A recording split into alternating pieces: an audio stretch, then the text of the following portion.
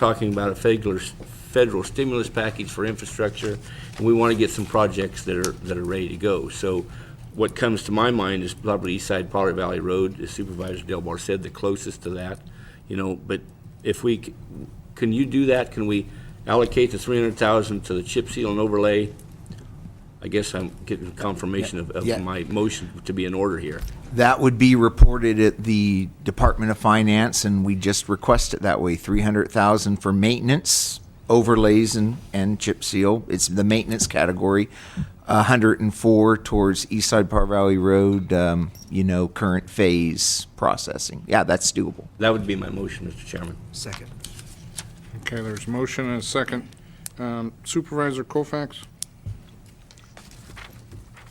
I haven't read all of the proposals for the economic stimulus program, but it's my understanding that this, as in its current state here, to advocate for that project on that basis, there are some reasons you could deduce to make the case for the importance of supporting that project, but I think as an economic stimulus program, it probably would not qualify.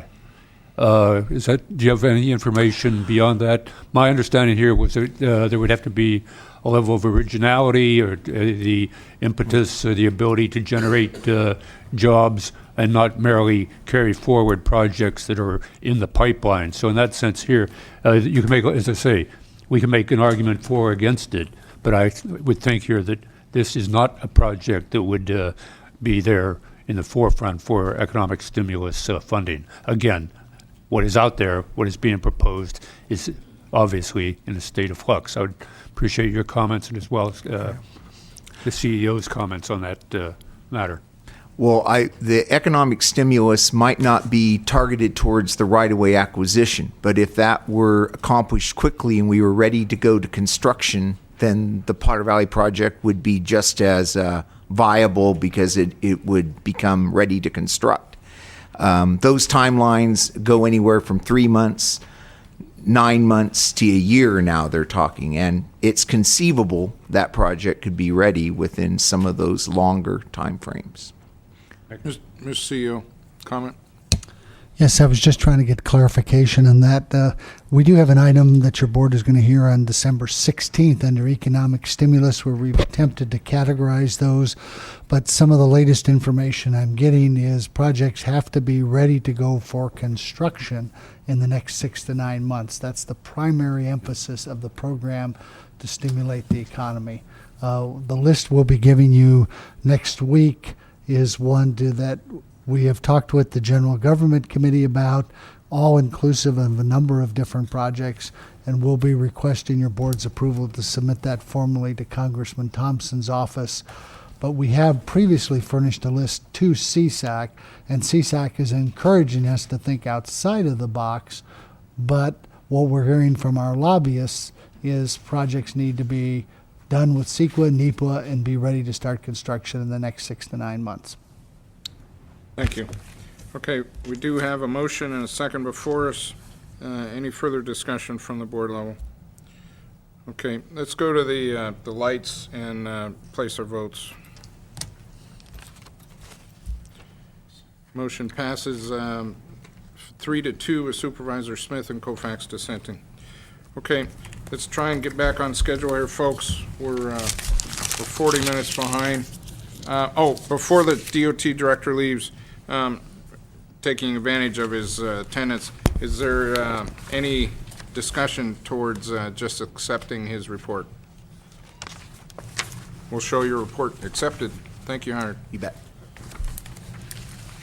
Okay, let's step back to starting our 3 public hearings at 1:30, and the first one will be 7C3 is possible discussion, possible action relative to an ag preserve number A 2-208 Lucier, and to the clerk, has public notice been established for this public hearing? Yes, it has. Okay, I'll open the public hearing at this time, and the rules are staff will present the presentation. Once that is concluded, I'll ask for public input, public comment. Staff will then be asked for any final remarks. The board at that time will ask any questions of the staff and/or public comments. I'll close the public hearing at that point and remand the matter back to the board for action. So at this point, the public hearing is open, and to the staff for your presentation, please. Mr. Chair, thank you. This is a continued item. We had it on an agenda before. There was a concern about notice. This is an ag preserve where initially the applicant wanted to add some property to an existing agricultural preserve.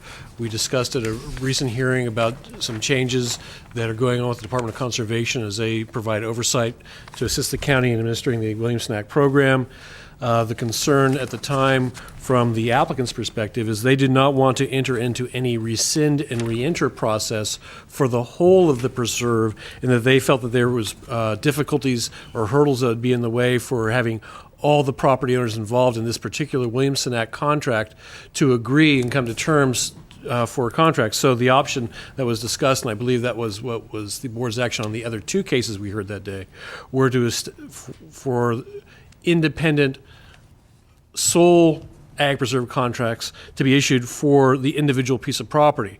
The county's code provides a guideline that says an ag preserve should be a contract, should be a minimum of 100 acres. This would be around 27 acres or something like that, so it would be less. But it's certainly within the board's option to find that this is a viable agricultural endeavor, and it could have its own contract if that's what the board's wishes were. If you'd like, I could discuss the two options in more detail, but I think we've been down this path, so with that, I'll try to respond to your questions. Okay.